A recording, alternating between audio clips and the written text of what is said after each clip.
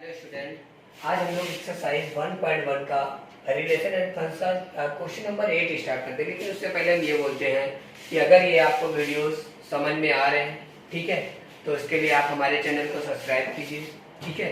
अगर कोई कमेंट है या कोई चीज़ आपको प्रॉब्लम में आ रही है तो वो कमेंट करके आप हमसे पूछ सकते हैं, ओके। तो हम हमारा क्वेश्चन नंबर 8 जो है वो कह रहे हैं so that the relation are in the set a equal to 1, 2, 3, 4, 5 given by r equal to जो रिलेशन दिया है r equal to a, b such that mod of a minus b is even। मतलब उसका जो modulus होगा वो हमारा क्या होगा, इवन होगा। इज एन इक्विवेलेंस रिलेशन, ये हमारा इक्विवेलेंस रिलेशन होगा। सो दैट ये फर्स्ट पोर्शन हो गया, ये हमारा फर्स्ट पोर्शन। सेकंड पोर्शन में बोला है so that are the element of 1, 3, 5 are related to each other and all the element of 2, 4 are related to each other, but number of element of 1, 3, 5 are related to any element of 2, 4। Okay, देखो solve करते हैं। तो हमको जो given है a equal to एक set है, उसमें एलिमेंट है हमारे 1, 2, 3, 4 एंड 5, ओके। और रिलेशन हमें क्या दिया, a, b such that mod of a minus b is even. Mod का मतलब यहाँ पर अगर हमारी कोई मॉड में वैल्यू निगेटिव आ रही है तो वो मॉड में क्या होती है, पॉजिटिव लिखते हैं, ठीक है। तो पहले हम चेक करते हैं रिफ्लेक्सिव रिलेशन। रिफ्लेक्सिव के लिए हमें पता ही है a r a खुद का रिलेशन खुद से। तो यहाँ पे क्या हो जाएगा, अगर हम a r a का मतलब a माइनस a करेंगे तो उसका डिफरेंस क्या आएगा, खुद का अगर खुद से डिफरेंस करेंगे तो वो हमारा क्या आएगा, 0 आएगा। और 0 इज डिविजिबल बाय 2। अगर कोई नंबर 2 से डिविजिबल होता है इसका मतलब वो नंबर क्या होता है, इवन नंबर होता है। इसका मतलब ये क्या हो गया हमारा इवन। और ये भी हमको पता है 0 इज एन इवन नंबर, 0 हमारा एक इवन नंबर होता है। इसका मतलब ये रिफ्लेक्सिव रिलेशन है, ओके। अब हम बात करते हैं सिमेट्री की। सिमेट्री में a और b का मतलब a का रिलेशन अगर b से है तो उसी रिलेशन में b का रिलेशन a से भी मिलना चाहिए। तो यहाँ पे हमने क्या किया, a minus b equal to even. अगर a माइनस b हम कर रहे हैं, यहाँ पे a माइनस b अगर कर रहे हैं तो वो इवन मिल रहा है। क्या मिल रहा है, इवन। देख लो करके a माइनस b करो वो इवन मिलेगा। अगर a माइनस b हमको इवन मिल रहा है, अगर a माइनस b इवन मिलेगा तो b माइनस a भी हमारा इवन ही आएगा। इसका मतलब ये सिमेट्रिक रिलेशन भी है, ठीक है। अब इसके बाद ट्रांजेक्टिव रिलेशन। ट्रांजेक्टिव रिलेशन में हमने बताया a r b and b r c which implies a r c। अगर a का रिलेशन b से है, अब अभी हमने बताया a माइनस b क्या होगा, इवन होगा, ठीक है। तो b माइनस c भी इवन है। अब उनको दोनों को अगर हम ऐड करते हैं तो ये b से b कैंसिल हो जाएगा, इवन नंबर ये भी है, इवन नंबर ये भी है। तो a माइनस सी जो हमारा आया वो भी ये क्या होगा, इवन नंबर। और a माइनस सी का मतलब क्या है, a और c, a का रिलेशन c के। इसका मतलब ये हमारा क्या हो गया, ट्रांजिटिव रिलेशन हो गया। अब जब कोई relation reflexive, symmetric and transitive हो जाता है तो यहाँ पे लिख लेंगे हैंस, या यहाँ लिख दो hence given relation is equivalence.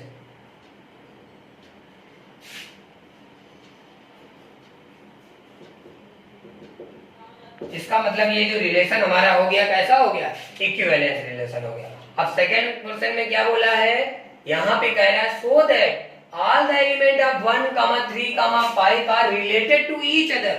मतलब इनके जो खुद के एलिमेंट है वो खुद से रिलेटेड रखते हैं। तो वो कैसे है एलिमेंट ऑफ, ठीक है। तो यहाँ पर हमने देखो 1, 3, 5 तीन एलिमेंट है रिलेटेड टू ईच अदर। मतलब ये क्या होगा, ऑड माइनस ऑड। अगर कोई ऑड नंबर है और ऑड नंबर से हम सब्ट्रैक्ट करेंगे तो वो हमेशा इवन मिलेगा। देखो करके देखते हैं, 1 माइनस 3 2 आ रहा है या नहीं, 3 माइनस 5 2 आया या नहीं, 1 माइनस 5 4 आया नहीं। मतलब ये इवन नंबर हो गया और ये हमारा इवन नंबर है अगर तो सेट में रिलेशन में है। इसका मतलब ये रिलेटेड ये रिलेटेड है। थर्ड वे में क्या चेक करना है, all the element of 2, 4 are related to each other but element of 1, 3, 5 is related to any element of 2, 4। ये तो एलिमेंट रिलेटेड है लेकिन कह रहा है अदर एलिमेंट जो है मतलब 2, 4 से 1,3,5 का कोई रिलेशन नहीं है। तो यहाँ पे हमने थर्ड क्वेश्चन हमने क्या किया, ये तो सारे रिलेटेड हो गए।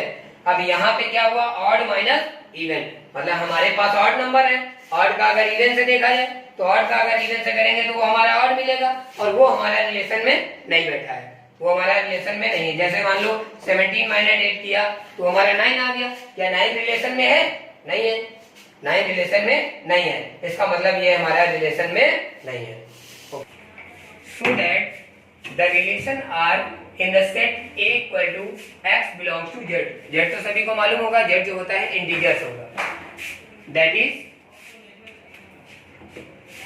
Z जो है वो बिलोंग कर रहा है 0 से 12, क्लोज इंटरवल का मतलब 0 और 12 को इंक्लूड करना है। Okay, given by first question हमारा R इक्वल टू एक सेट है जहां A comma B comma mod of A minus B is multiple of 4, मतलब A माइनस B जो है वो 4 का मल्टीपल है, and R equal to A comma B and B equal to A और A इक्वल टू B।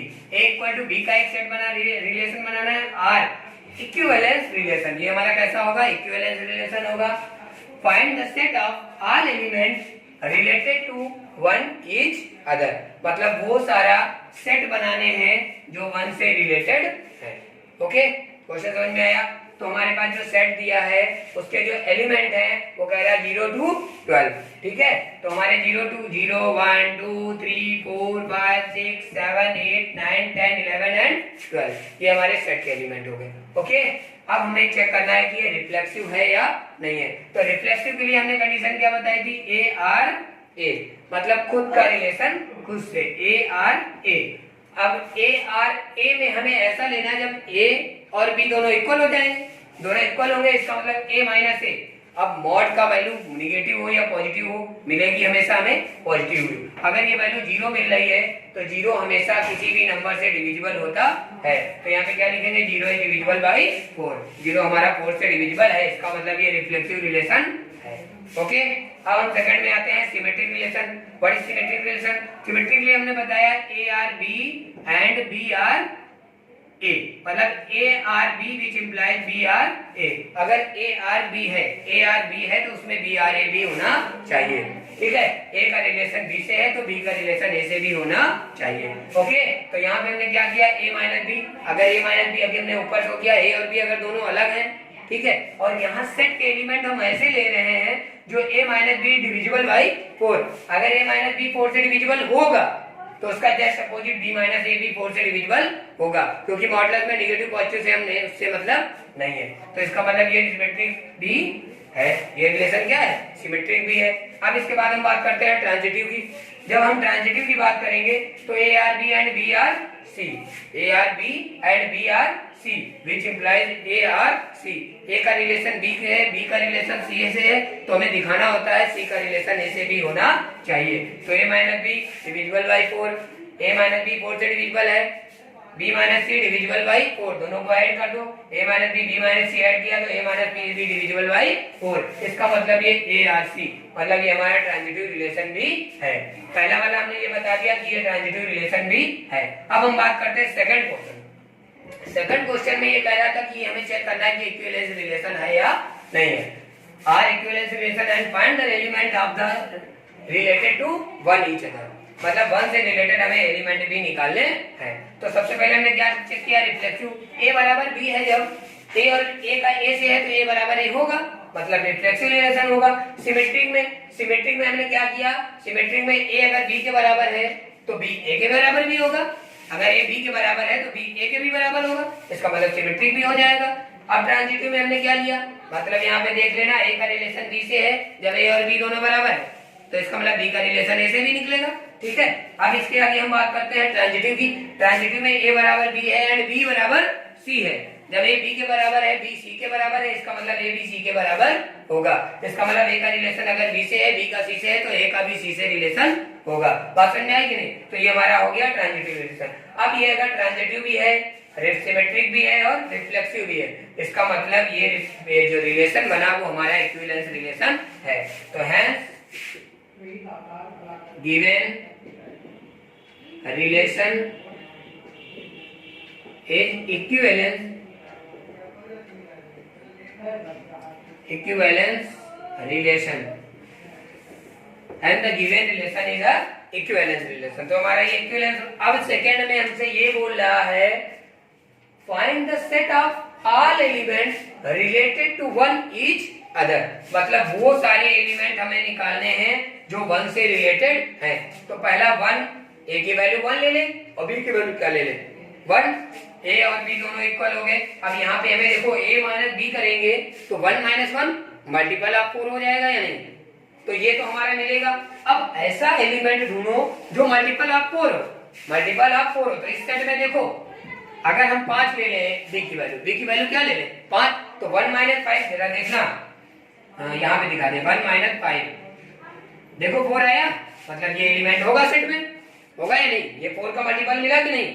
अब इन्हें 9 ले लें अगर हम, तो 1 माइनस 9, तो ये क्या हो जाएगा 8, ये भी 4 का मल्टीपल है या नहीं। इसी तरह से 1 माइनस 13 लो, 1 माइनस 13 ले लोगे क्या आएगा 12। अब एक बात बताओ, लेकिन 13 क्या इसमें है, इस सेट में 13 बैठा है नहीं है।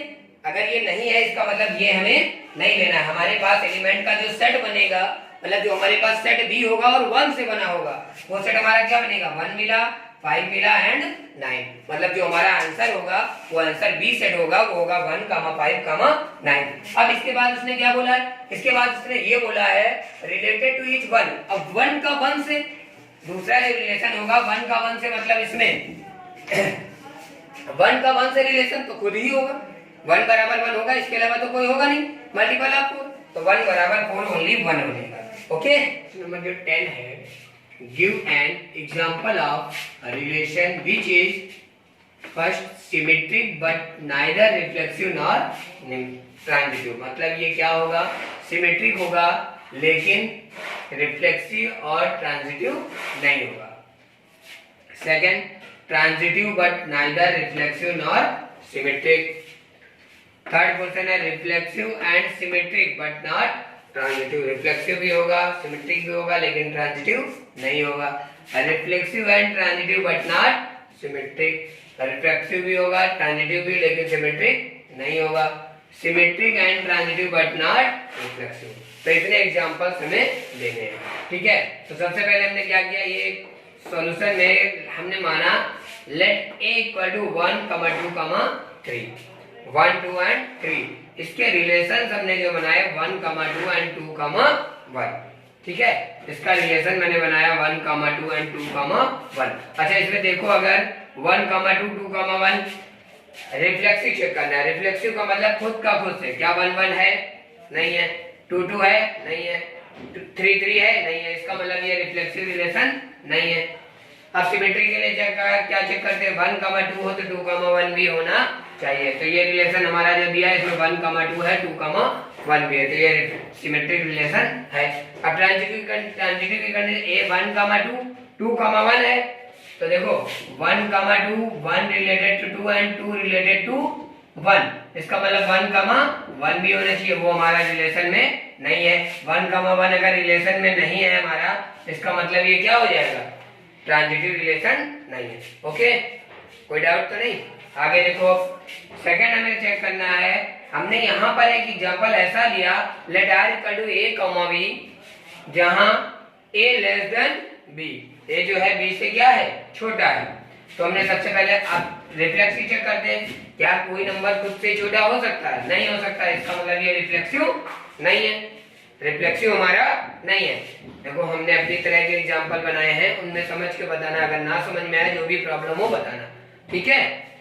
तो अब ये सिमेट्रिक रिलेशन में हमें क्या चेक करना होता है, अगर ए यहाँ पे जो दिया हुआ है ए बी से छोटा है, तो ए बी से छोटा है तो उसका अपोजिट क्या होगा, बी ए से भी छोटा होना चाहिए। क्या कोई नंबर खुद से छोटा हो सकता है, नहीं हो सकता, इसका मतलब ये क्या हो जाएगा, सिमेट्रिक भी नहीं होगा। अब देखो हमने ऐसा लिया as less than B, as less than B, A number ऐसा लिया जो बी से छोटा है, बी ऐसा नंबर लिया जो सी से छोटा है, तो ये तो कंडीशन ऑलरेडी बिल्कुल सत्य होगी। कैसे, ए बी से छोटा है, बी सी से छोटा है, तो ए जो है सी से भी छोटा होगा, ए जो है वो सी से भी छोटा होगा, इसका मतलब ये ट्रांजिटिव रिलेशन है, ठीक है। ये एग्जांपल्स बहुत ध्यान से समझना। ओके,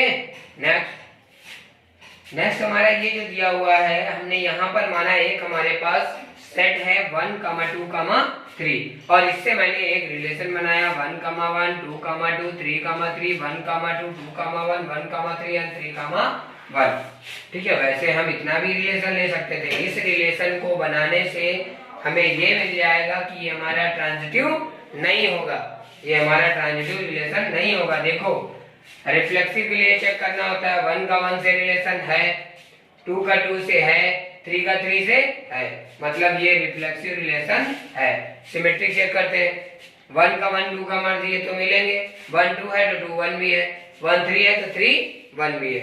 अब यहाँ पे हम चेक करते हैं ट्रांजिटिव। ट्रांजिटिव में देखो 2 का अगर 1 से रिलेशन है, 2 का 1 से, देखो उठाओ 2 का 1 से है और 1 का 3 से है, तो इसका मतलब 2 का 1 1 का 3, इसका मतलब 2 का 1 1 का 3, इसका मतलब क्या होना चाहिए 2 का 3 से भी होना चाहिए। क्या 2 3 इसमें बैठा है? नहीं है, इसका मतलब ये ट्रांजिटिव रिलेशन नहीं है।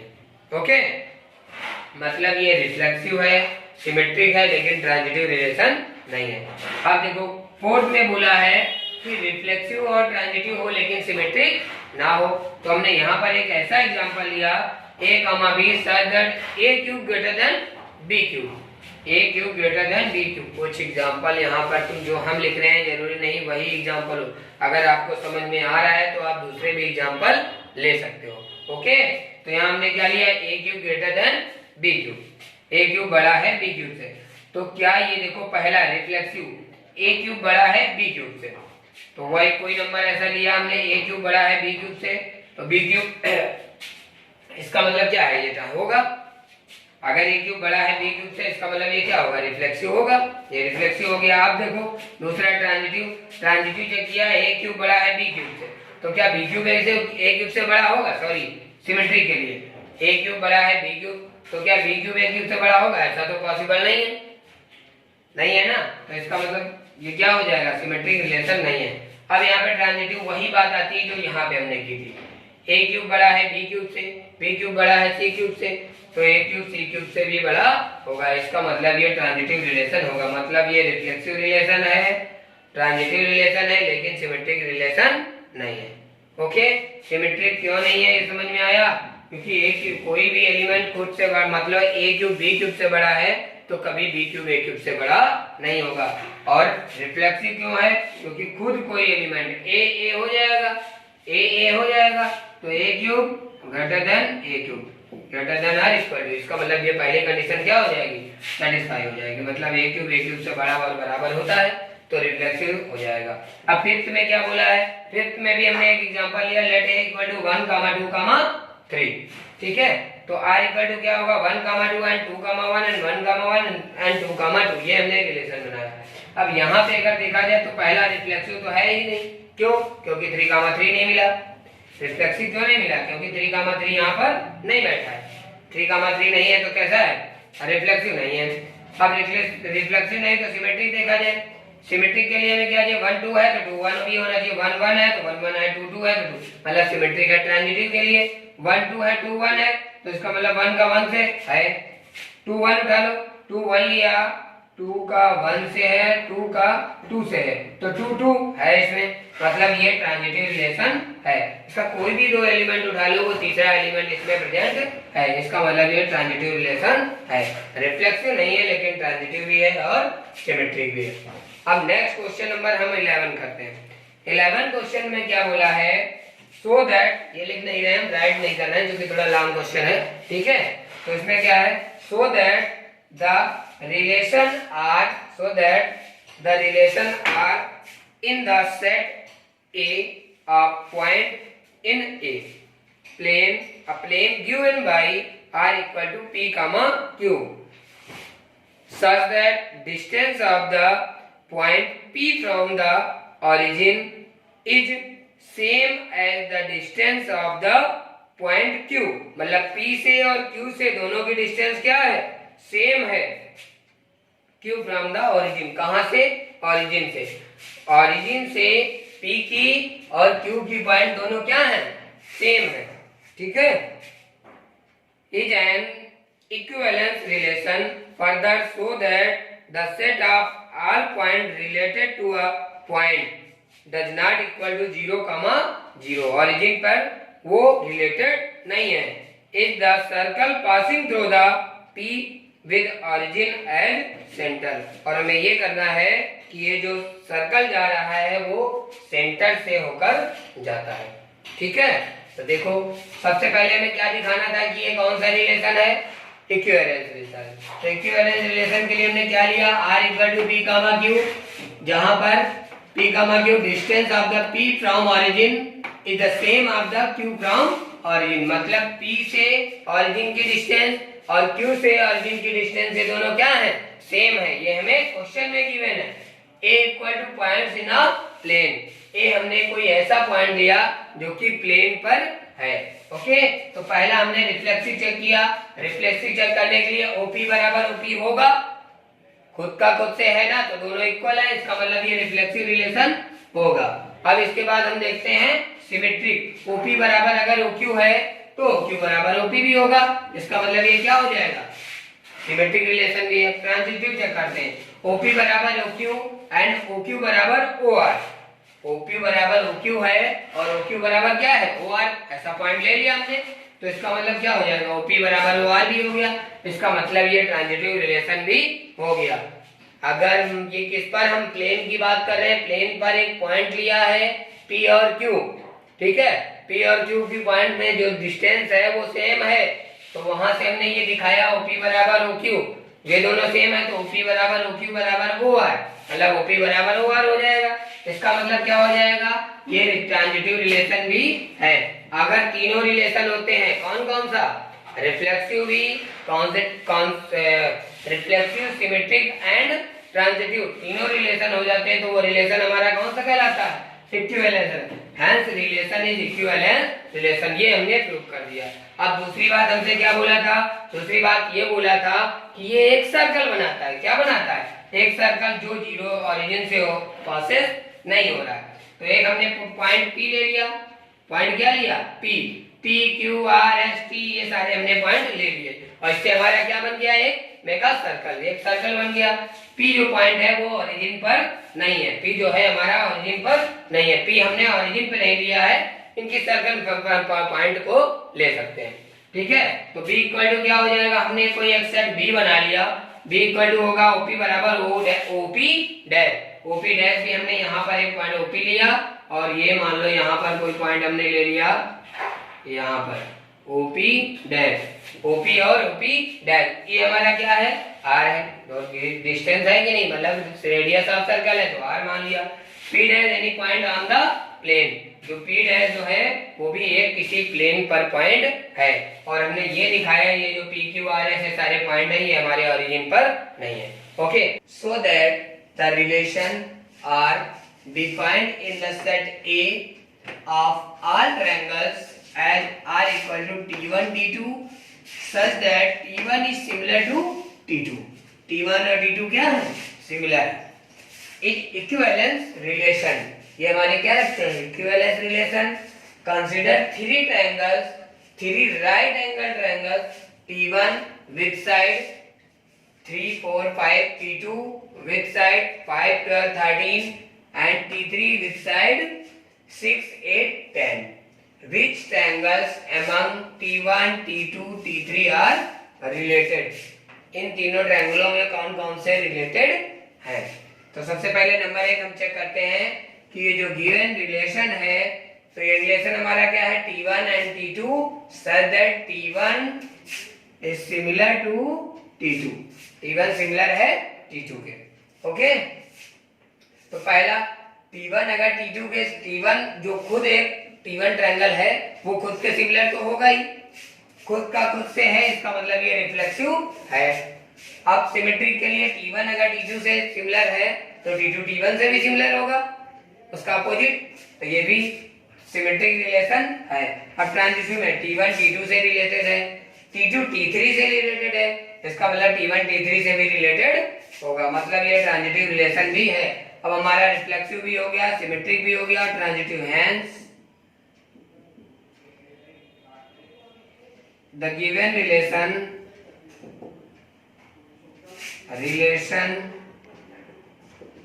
Is equivalent relation. इसका मतलब ये हमारा रिलेशन कौन सा हो गया, इक्विवेलेंट रिलेशन। अब आगे हम क्या करेंगे नाउ, अब ये जो हमें तीन ट्रायंगल दिए हुए हैं, T1 ये दिया है, T1 में साइड दिए हैं 3, 4 एंड 5, T2 की साइड क्या दी है 5, 13 एंड 12, T3 की साइड क्या दी है 8, 6 एंड 10। ओके, तो ये देखो, ये अगर देखा जाए तो तीनों रिलेटेड ट्रायंगल हैं, एक दूसरे से रिलेटेड है, लेकिन कैसे, देखो तीनों राइट एंगल ट्रायंगल है, तीनों राइट एंगल ट्रायंगल है तो रिलेटेड तो है, लेकिन देखो अगर इनका रेशियो देखा जाए T1 और T3 को आप देख लो, T1 और T3 में देखो 3/6, 4/8, 5/10, मतलब 3/6 बराबर 4/10 बराबर 5/5, 4/8 इक्वल टू 5/10। इन सभी का रेशियोज क्या है 1/2, वही मैंने लिखा है the corresponding side of triangle T1 and T3, the corresponding side of triangle T1 and T3 are in the same ratio. ये हमें क्या मिला है same ratio, hence T1 similar to T3। इसका मतलब ये जो रिलेटेड पूछा था तो यहाँ पर T1 और T3 क्या है सिमिलर है। अब आगे हमारे क्वेश्चन यहाँ तक 12 तक आज हमने किए, ठीक है। नेक्स्ट स्टेप पे हमारे जो क्वेश्चन होंगे वो हमारे इस एक्सरसाइज के लास्ट क्वेश्चन होंगे, वो होंगे 13 to 16। ओके।